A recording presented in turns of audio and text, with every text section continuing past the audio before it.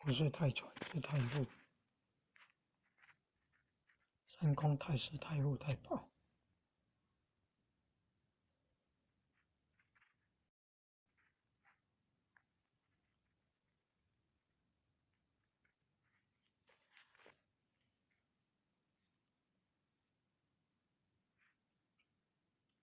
汉献帝啊，被逼迫禅让，然后曹丕为皇帝封为三阳公，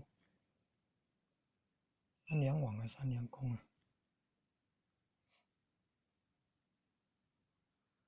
然后这个曹奂呢是被司马炎逼迫让位，然后被封为陈留王，陈留王还是陈留公啊？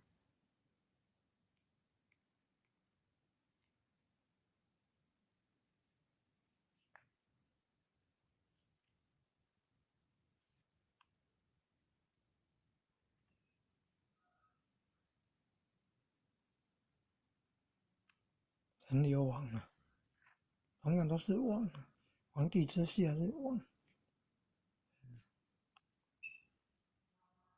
汉献帝被降封为安阳王啊，曹奂被